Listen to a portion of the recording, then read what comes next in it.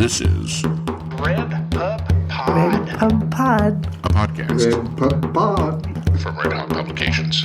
RedPubPod. RedPubPod. Good morning, good afternoon, or good evening out there in podcast land. This is Robert Knipe along with Patty Thompson and Richard Eller, and this is RedPubPod. So cue the theme music. Today we are pleased to have in our midst Dr. Cecil Willis, the author of a book called Hillbilly Odyssey, Resilience in a Small Mountain Mill Town.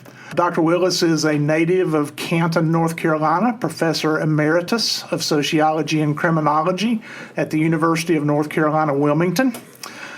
Previous publications were scholarly articles in social science journals, but after retiring from UNC Wilmington, he's moved back to his beloved mountains, lives with his daughter, son-in-law, and 2 grandchildren in Alexander County, North Carolina. Welcome, Dr. Willis. Thank you. It's Alexander City, Alexander, I guess, or North community. Carolina. Yeah, but it's outside of Weaverville and Asheville. Well, welcome to the plush welded studios of Redhawk Publications.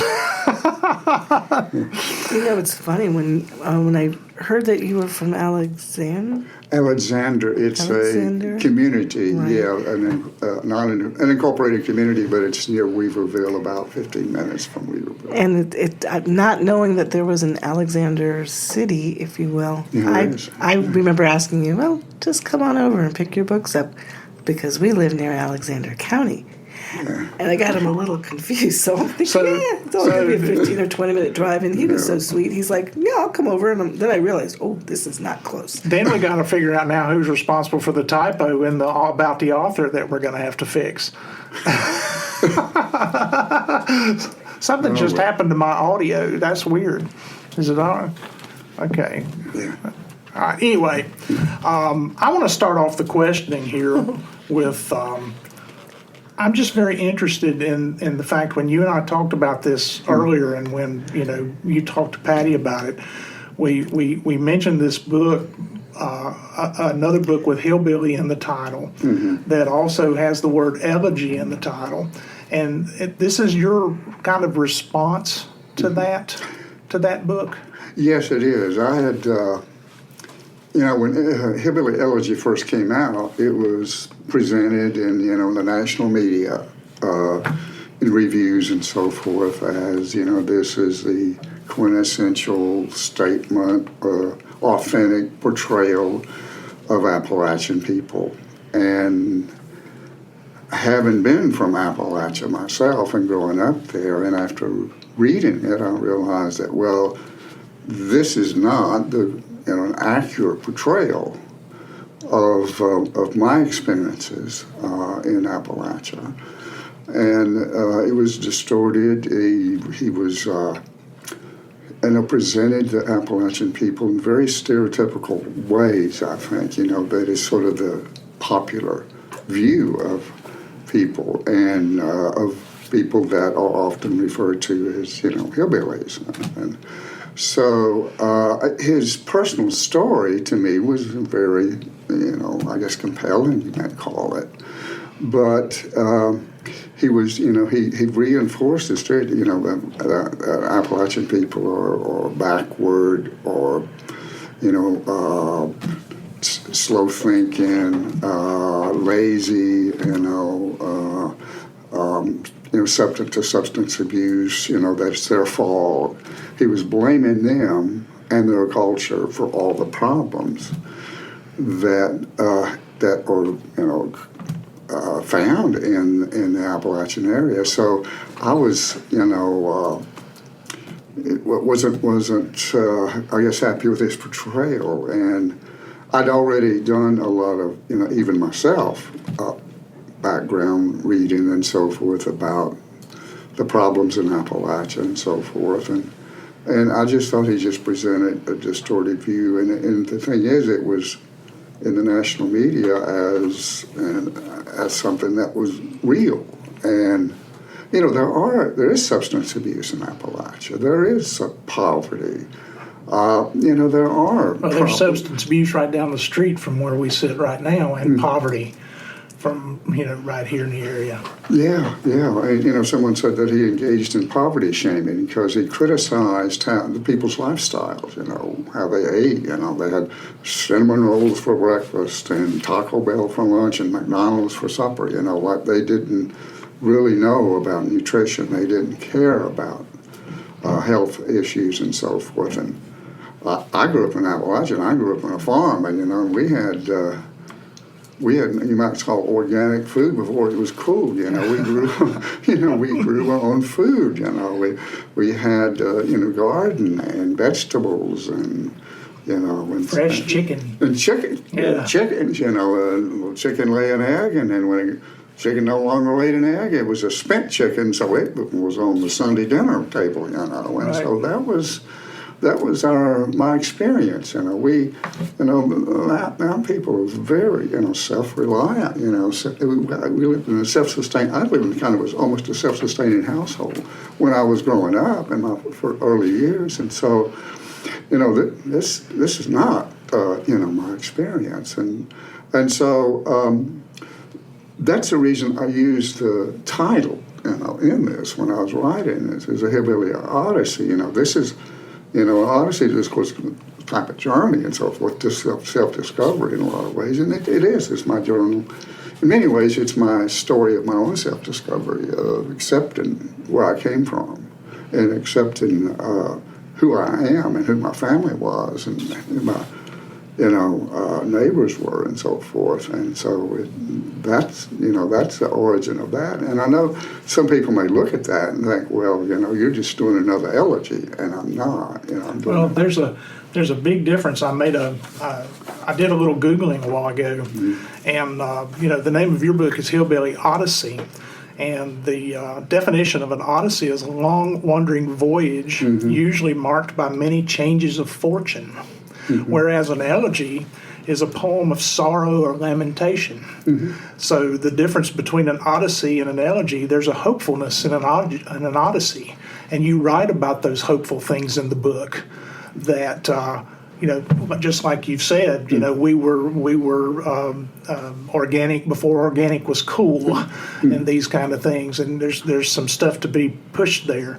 Patty, you mentioned something to me this morning that you wanted to ask Dr. Willis.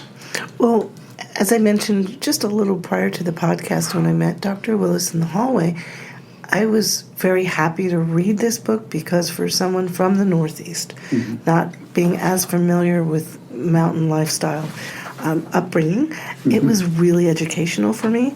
And to be honest with you, when I thought about most folks living in Appalachia and having worked with some folks from West Virginia, I typically think about coal mining. And I think when you start thinking about Canton, and it's a paper mill, instead of everybody going off to the coal mines, you've got everybody going to a paper mill. It's a little bit different. And it is what do they call it, a company town? Canton, the history of it, and at least the way you portray what paper meant to this town. Everybody more or less lived for that company. The various transitions of the paper company, which we all know as of 2023, I don't think it's anymore. It's no longer there. So I want to just share with our listeners and folks who may want to read this book, it is a different way of life, but you accurately portrayed it, and I could visualize what it must have been like at a simpler time, very self-reliant, self-efficient. You had parents that instilled a lot of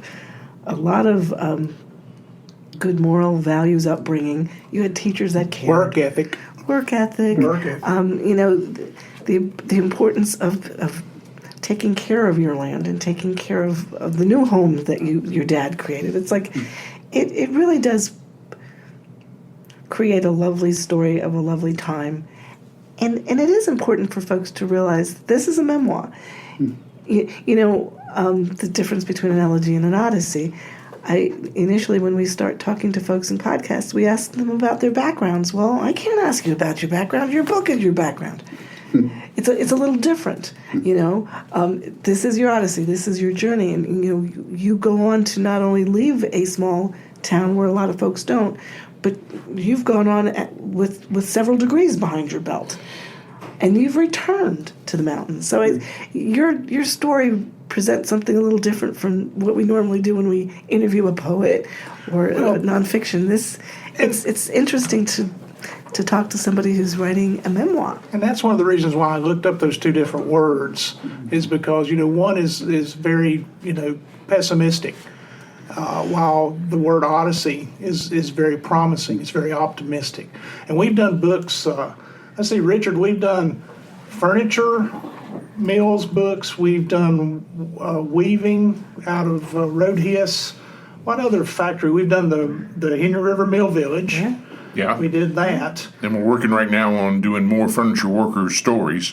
Right. So, we've covered a lot of what it means to grow up and be part of the industrial community of Western North Carolina. Yeah, and I think Dr. Willis's book reflects the same values and the same descriptions of what we've had in those other books. So which book is the outlier? Which book is the book that doesn't fit that schedule? It has to be Mr. Vance's book, because it's the only one that disparages disparage your neighbor and stereotype and these kind of things. So, but he also didn't grow up there, and I think that's important for folks to know. If I'm not mistaken, J.D. Vance, he just spent his summers there, right? I mean, he wasn't brought up there. No, he was brought up in, I think, Southern Ohio somewhere, and where his grandparents moved to out of Kentucky, and in the Appalachian area, very Appalachian area of Kentucky. And he only visited there in the summer, and occasionally. And his family down there was primarily what you might call a dysfunctional family. I mean, truly, all families have some dysfunction in them, I would think, but, truly, substance abuse, violence, and it was, he kind of portrayed his family as a quintessential Appalachian family. And, and based upon just really, you might say, more superficial or limited experience. So he really didn't grow up. I mean, he grew up maybe what you might call an Appalachian community, because there were a lot of Appalachian people migrated up in the, Ohio, Michigan, places like that to find work in the factories there. But he didn't truly grow up there. Yeah. And it was kind of like when he was writing his own story, he's writing like, look what I've done, and these other people here, these bunch of hillbillies, hadn't done anything. And it's kind of like he's presenting himself, elevating himself, I think, above them. And it's really, that kind of story. It's not a story of the people, really. He doesn't look at, the different, complexity of their lives, the different, and the nuances of their lives. He didn't do that, He just oversimplified it, really, too. Absolutely. That's a great way to describe it, an oversimplification in the stereotypes. Mm-hmm. If you folks out there in podcast land would like to get a taste of Hillbilly Odyssey, you can go to RedhawkPublications.com, and it is for sale there. We can have it to you in just a couple of days. That's RedhawkPublications.com. So we look forward to sending you a copy. You can also get it on Amazon.com and BarnesandNoble.com as well. But we're able to give Dr. Willis a little bit more royalty money if you buy it from us. So if you don't want to help Jeff Bezos send more rockets into the air, you can just go on over to RedhawkPublications.com and get it from us. Dr. Willis, your book is also a marvelous history book as well. I mean, not only is your personal memoir and your growing up, your memories from growing up, but I learned a lot about the paper business. I love this chapter called The Smell of Money, Chapter 5. And I wanted to ask you this morning, how are things in Canton today after the Evergreen closure announcement back in 2023? Yes, as Patty mentioned, about a year ago, in March, Suddenly, Evergreen announced that they were shutting down the mill. They'd been making money. I think a lot of the products were sold to Starbucks for coffee cups, and I think for the juice cartons. And so they were doing okay, and they just said, we're going to shut it down and consolidate, or make more money, in other words. And so it just left the people high and dry. There were 1,100 people working there. And not just in Canton, a lot of them lived, in the surrounding community. Waynesville, I think. Waynesville too, even some over in Buncombe County, commuted there. So, and it had an impact, in any industry, you'll know, about furniture industries, it expands beyond simply the people working in the plant and drawing a wage. Well, first of all, they pay taxes in the local community, helps the local government. Then the people spend money. The people that work there spend money in the local, and so it supports businesses as well. And so there it is. Now the town had experienced several challenges in the 21st century. They had two major floods. We had COVID too, and every time a flood came in or every time a challenge like that occurred, they just the community all went together, and rebuilt the town. Had people clean out their businesses. People just volunteered. One business, they said the day after the flood, they looked out out their door, and there were a bunch of people standing out with shovels and rakes to help them, clean out the mud and muck and so forth that had gotten into the building. So they pulled together as a town. And as a community, and to help their fellow residents, and so it was and that was in many ways the history of that. It wasn't just recently; it was a history of how people in that community pulled together when times were hard. If a neighbor was sick and they couldn't let's say bring in their tobacco crop or their harvest their hay, then a bunch of them would get together and they'd go over there and they'd help them out. And so that was very much nature of the people there. But the mill started over 100 years ago. It was built in 1908 by a businessman or manufacturer from Ohio, Peter Thompson, who came down and looking for a place to grow and harvest pulpwood for his paper making, and he came upon Canton, and that's you find a lot of industries coming in that they come in to take advantage of the natural resources. In this case, it was spruce trees, and it was the river there, and it was the biggest natural resource, I think, is it's the people there. These were people, hardworking. You grow up on a farm in the mountains, and that's hard work. You have to work all day long, every day, just to make it, to grow enough to survive. And so they were used to working long hours. They were used to working hard. So he took advantage of that too. And that's the nature of a lot of the industries that come in, whether it's West Virginia coal mines or it's furniture factories, textile mills, or paper mills. It's the same thing, And so we had what he wanted, and but he was different than a lot of factory owners that come in and take advantage of the natural resources. He was pretty benevolent, what you might call a benevolent employer. He built a YMCA. He had provided good benefits for the employees, health insurance, life insurance, all that. He paid a really good wage. They said that in the Depression, a lot of people in the area didn't know there was a Depression because he kept the mill running so they could work and everything. And when World War II came along, he kept the jobs open, available for the employees, one of which was my father. And so it was had a tremendous impact on the area, both good and bad. The downside was the environment with pollution. Paper mills are very polluting industries.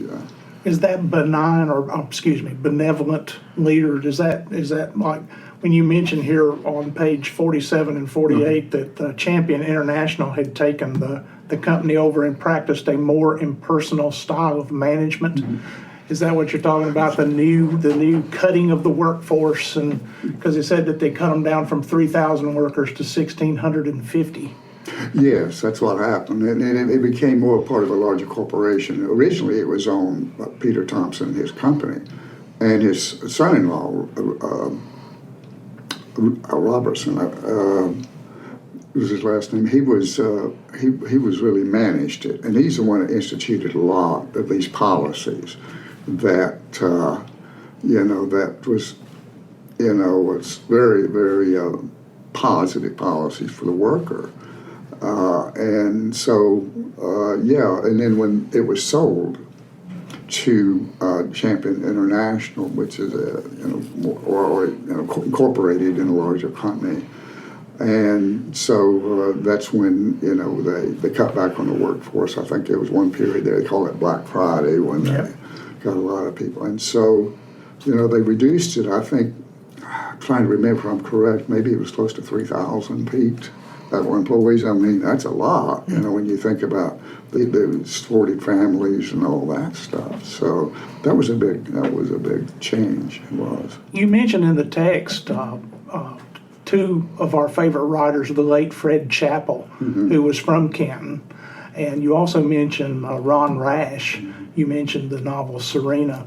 Ron Rash has one of his first poetry books is a book of the textile industry called Eureka Mill, where his grandfather worked. And there's a certain poem in there where they talk about the owners ran bolts of cloth no one was ever going to buy because they knew that kids needed shoes and stomachs needed filling. So there was a time in American history where business did see employees as assets, as something to hold on to and something to keep happy, to build those YMCAs, to build those libraries and things like that to help the employees. What do you see business like that being in Canton today? What do you see Canton turning into in 2024? Yeah. Well, I think they're already trying to make that transition. And that they, with the mill shutting down, there's I guess a positive side to that, and the positive side is the pollution is gone. The water is still, the river is still getting cleaned up, I guess you might say, but you don't have the smokestacks, you don't have the smell, which locals call the smell of money because they made a good wage. But it was, so now they're trying to focus more upon kind of a tourist kind of, bringing in people that may have come to, the area, the Smoky Mountains or Blue Ridge Mountains and so forth. And people, may want to take advantage of some of the resources there. The Pigeon River, a lot of people, even before the mill came there, a lot of people, local people, they would fish in the river, and trout and stuff like that. And it's still something that could be an industry there, and as well as. You mentioned in the text that the Evergreen doesn't plan to tear down the mill or do anything; they're just going to leave it. So, do you think that there's some opportunity for redevelopment to turn that into tourist shopping malls or something like that? I'm sure there is, and I think there, those are ideas that people are entertaining there. But at this point, it's still in control of Evergreen, and until Evergreen decides whether to, sell the mill or give it to the town, which I don't think they would, but they might. or some other company or whatever buy into it to do this thing that you just suggested, and that is, redevelop it, repurpose it into something that. They're doing that. One of the books we did with Roadhiss, I think they took the old water. Redeveloping it, yeah. Yeah. The shell itself is still there, and there's possibilities of adaptive reuse, we'll call it. And the way they're looking at it, it could be condos and restaurants and indoor recreation. I mean, you never know. You never know. I think it would be important to have something like that. Either the mill, the physical structure completely gone, or do we, repurpose it? It could look unique. How many mills have they repurposed around here? Oh, quite a few. I mean, you've got Moretz and Holler and Hickory, yeah. and in Lenore, the Bluebell site was changed into living space. So people are coming up with good ways to preserve those buildings and that sort of thing. As Dr. Willis said, the Evergreen would have to decide what they want to do, because in his text, you write that they're not going to tear it down, but they're not going to sell it. Right. So that does mean that it's just got to be fallow there, and Eventually they'll make a decision. those fallow things have a tendency through entropy to Hopefully before it falls down. fall down. Yeah, Right. Yeah. You were as a sociologist, how did that affect the way that you wrote? It did a lot, and I throw a little bit of sociology in here, and that's what's wonderful about the book. It really is. It's a memoir plus. It's educational. Yes, it is, absolutely. Yeah. Sorry, go ahead. It is. It did impact how I, viewed my life, and everything, because, of course, after I'd written this, I'd been in. Teaching that area for 40 years and so forth, and was educated in that area. So it was, I think it did inform how I look back on my life and upon the Appalachian world. I think helped me anyway to better understand what went on there. If you wouldn't mind, towards that end, there is a section of the book that I had mentioned. I think it's kind of pivotal in terms of you choosing to leave the mountains and go elsewhere for your education and eventually leave. But this part that I've kind of pointed out, if you don't mind reading for our readers, I think they'll understand your transition, if you will. Okay. Yes, this is I think in the chapter, You've Come a Long Way. And that was a quote that some of my friends said to me when they came up here and visited my town. When I drove through the area, and they looked at it and said, Willis, you've come a long way, and so forth. That's the reason for the title. Anyway, this is a paragraph from that section. When I left Appalachia to pursue my academic career, I understood how my new world viewed the one I grew up in. It was generally a negative view, and one that made me more aware of my heritage, and a bit embarrassed by it. While the world in many ways helped to define who I am, and provided me with many of the values that I carried with me beyond home, I did not really appreciate how much my Appalachian heritage was part of my identity, my sense of self, my soul. I worked to hide my lack of sophistication. It was not just the Appalachian world that I wanted to ignore. It was also my life growing up on a farm and feeling materially deprived. My early years were characterized by lack of indoor plumbing, an outhouse rather than a bathroom, and by living among farm animals, shoveling manure, hoeing corn, and pitching hay. That world defined me as a hayseed, a hick, a rube. I wanted to escape and hide that part of me, to be accepted into my new world. I now recognize the unique and fascinating aspects of Appalachia and its qualities. I just find that to be so universal. I'm African American. That's good writing too. Oh, well, it's exceptional writing. But, you're telling a story of any marginalized community or anybody from a strong ethnic background and their feelings like, I'm going to leave home. I'm a small Chinese child brought up in San Francisco. What's it like to be outside? I'm Hispanic. My background is different, and I'm going outside. I'm African American. You're telling another story of a group of people that, again, I never thought of before, and you just put it together so well. And it's a universal story. So, thank you. Mm-hmm. Yeah. That kind of interstitiality, you've got one foot in one culture and one foot in another culture, and yet you don't feel like you belong wholly to either one, that's a common thing for immigration, a common thing for folks that often feel themselves outside of things.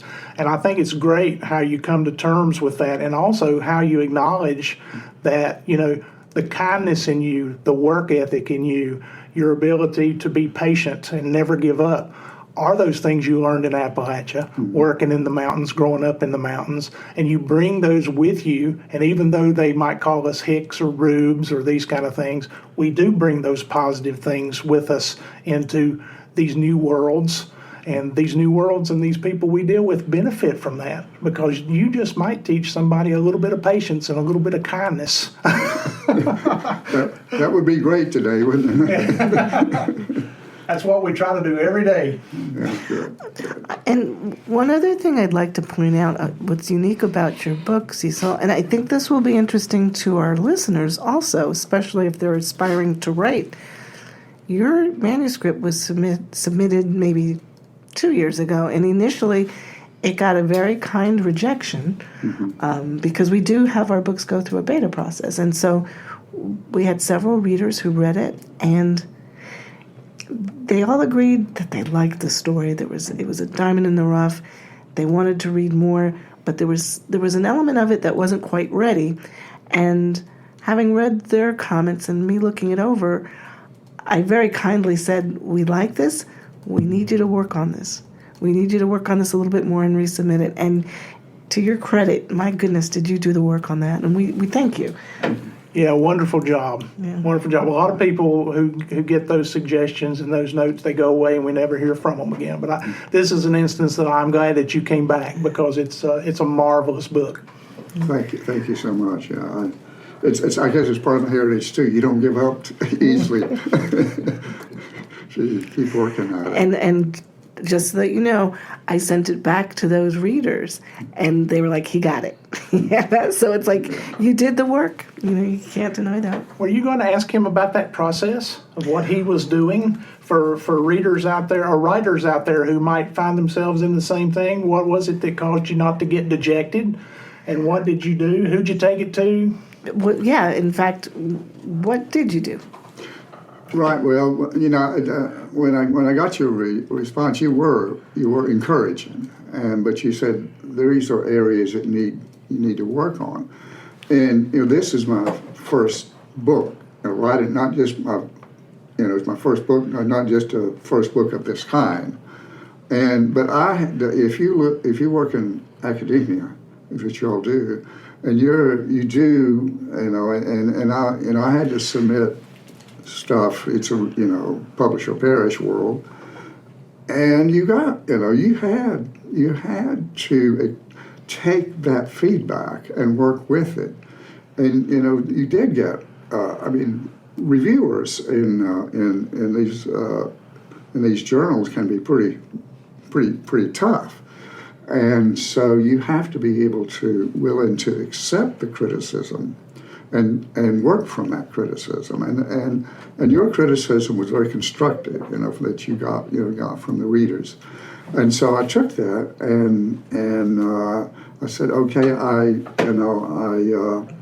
this is encouraging to me, and I have some direction what I need to do to make this better, and I learned along the way more about writing a book than I did before. I was flying blind in many ways. I had this idea of what I wanted to do and the concept of what I wanted to do, which is in a lot of ways reflected in the passage I read.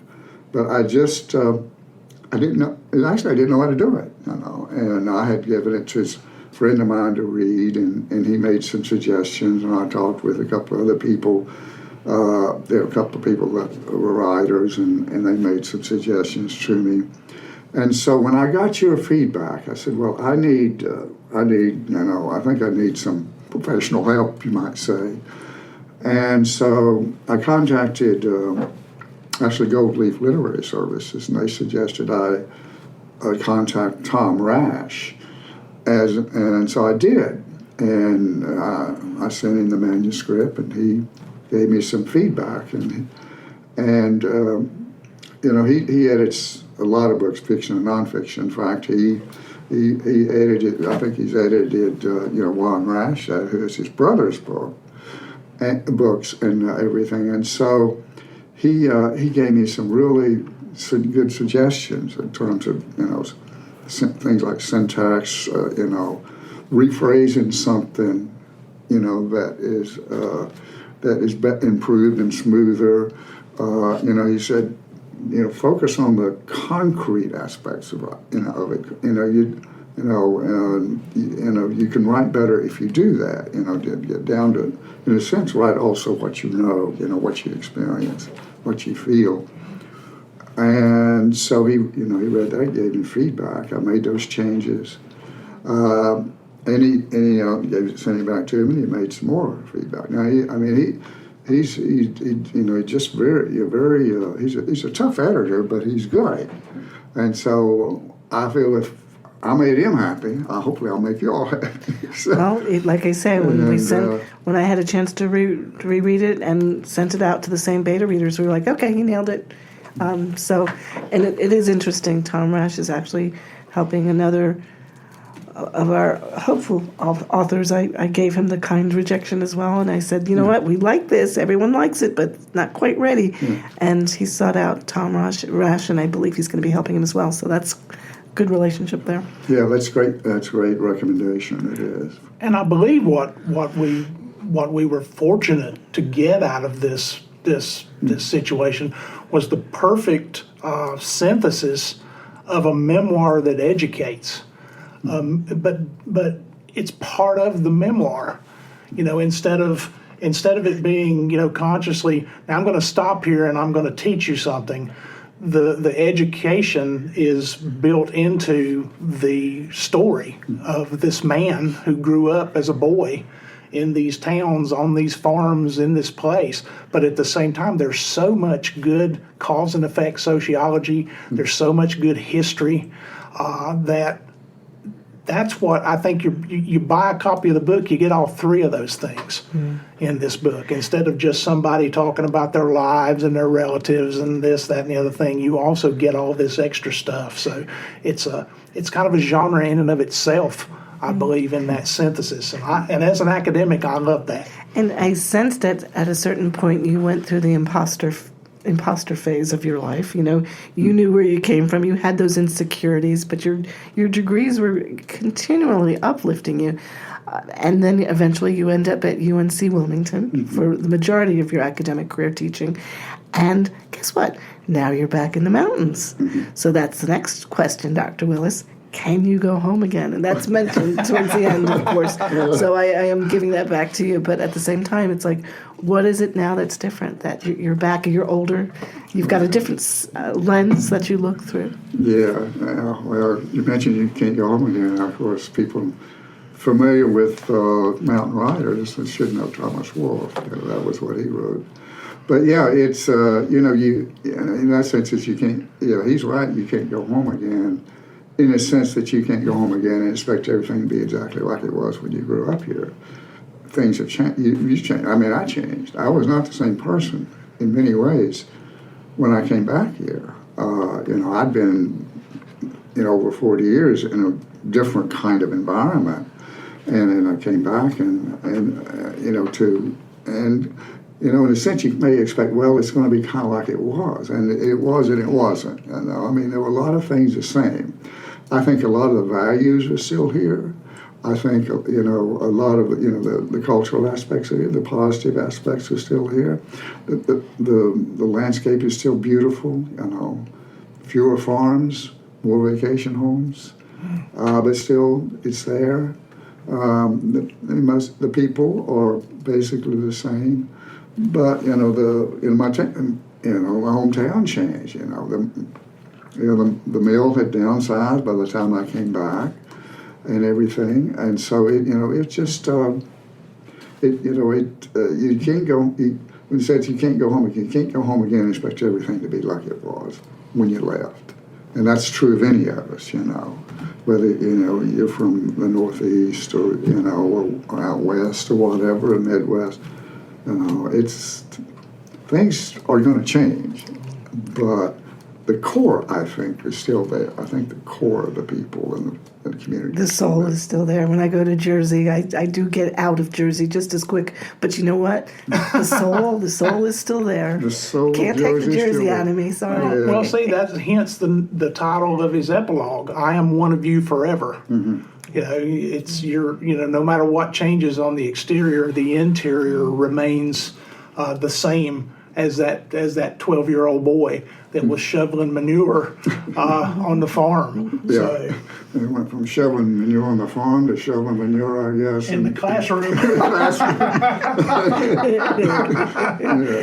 Yeah, I just want to thank you so much for coming out. This has been an absolute treasure and joy, and appreciate your coming down from Alexander. Well, thank Yep. you. I've enjoyed being here, and thank you for inviting me. And remember, if you want to read this book, go to redhawkpublications.com and you can order your own copy. And I'm going to have Dr. Willis sign a few of our stock copies before he leaves.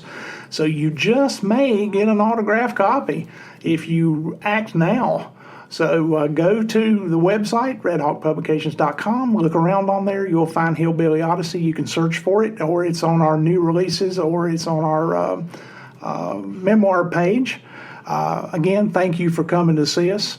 Is there anything else you want to cover? No, just to let folks know that when you see RedPubPod pop up, make sure you like, share, follow, and subscribe. That's all we ask you to do. Yeah, all of that Just a few stuff. things. Yeah. And remember, not everybody was kung fu fighting. I don't care what the song says. So until next time, RedPubPod. RedPubPod. RedPubPod. Yay! Y'all take care, and please Thank you. come hear us again. This has been RedPubPod. RedPubPod. a podcast RedPubPod. from Redhawk Publications. RedPubPod. RedPubPod. RedPub.